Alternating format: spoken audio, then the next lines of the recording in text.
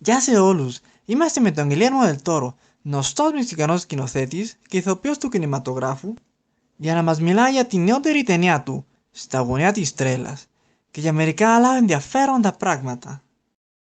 Είμαστε πολύ χαρούμενοι για να είσαι εδώ. Ευχαριστούμε πάρα πολύ. Και εγώ σε ευχαριστώ. Καλά, και πρώτα, πριν από αρχίσουμε με τη μικρή συνέντευξη, μιλάμε λιγάκι για σένα, για την ζωή σου, αν υπάρχει κανένα που δεν σου ξέρει. Αλλά νομίζω πως δεν υπάρχει. Ο Γιλιέρμο Del Toro γεννήθηκε στο Μεξικό στις 9 Οκτώβριο 1964.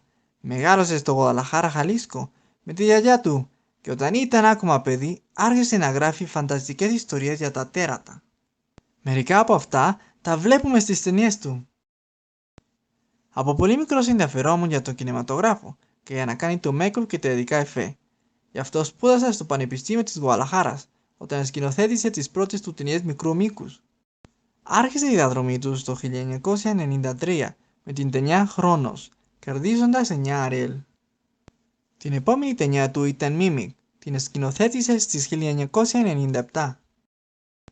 Μετά, στις 2001, ήρθε El Espinazo del Diablo, στη ράχη του διαβόλου. Στις 2002 έκανα Blade, σκητινή δήμανη 2. 2 χρόνια μετά έγραφα και σκηνοθέτουσε Hellboy. El Laberinto del Fauno, ο Λαβύρινθος του Πάνα, την έγραψε και σκηνοθέτησε στις 2006, η οποία κέρδισε 3 Όσκαρ. Μετά Hellboy 2, η Χρυσή Στρατεία, Hellboy 2, The Golden Army, στις 2008. Pacific Rim, το δαχτυλί της φωτιάς, στις 2013. Crimson Peak, Πορφυρός Λόφος, στις 2015. Και τελειώνουμε με το 2017, όταν σκηνοθέτησε την ταινία The Shape of Water, η μορφή του νερού, η οποία κέρδισε 4 Όσκαρ. Τώρα αρχίζουμε με τις ερωτήσεις. Τη πρώτα είναι για τη χώρα του. Πολλοί άνθρωποι μας έστειλαν αυτή την ερώτηση. Μετά από να ζήσεις τόσο πολύ χρόνο στη ΣΥΠΑ, σου λείπει το Μεξικό? Ναι και όχι, ξέρεις.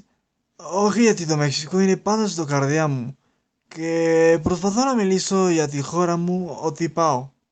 Όμως ναι, βέβαια, μου λείπει το Μεξικό γιατί θυμάμαι όταν πήγα στο σχολείο με τα παιδιά μου, όταν σπούδασα και άρχισα να μαθαίνω τα πάντα για τον κινηματογράφο, όταν σκηνοθετούσα ταινίες με λίγα λεπτά. Μου λείπει επίσης το μεξικανικό φαγητό, ναι, βέβαια. Αλλά αν και τώρα δεν μένω εκεί τόσο καιρό όπως παλιά, πάω στο σπίτι μου πολλές φορές το χρόνο. Δεν μετάνιωσα πότε που βγήκα από το Μεξικό γιατί τώρα μπορώ να πω στον κόσμο ποιος είναι πραγματικά ο Μεξικανός. Και ακόμα πάω για φαγητό με τους φίλους που έκανα όταν έμενα εκεί. Και πες μας, τι είναι αυτό που οι περισσότεροι άνθρωποι δεν ορίζουν για σένα? Δεν έχω μεγάλα μυστικά όμως, μπορεί να είναι ότι οι άνθρωποι δεν ξέρουν ότι μου αρέσει να παίζω βιντεοπαιχνίδια. Ναι, φυσικά, μου άρεσε και έπαιζα περισσότερο παλιά, αλλά επίσης έδινα το 100% στο σχολείο. Τώρα δεν έχω πολύ χρόνο. Και τι μπορείς να πω για το μέλλον? Τι σχέδια έχεις? Έλα ρε, δύσκολη ερώτηση. Έχω πολλά πράγματα που θέλω να κάνει. Παλιά έπαιρνα πάρα πολλά νέα projects. Τώρα είναι διαφορετικό. Δεν είναι τόσο εύκολο όσο όταν η σκηνοθέτουσα στο σχολείο. Όμως δεν υπάρχει κανένα πρόβλημα.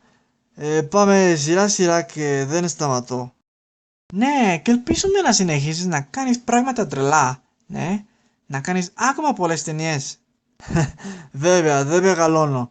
Θα δουλέψω σαν όταν ήμουν στο σχολείο. Ευχαριστούμε πάρα πολύ, Guillermo del Toro. Το Μεξικό είναι υπερήφανο για σένα. Και σας ευχαριστούμε εσείς για να μας ακούσατε σήμερα.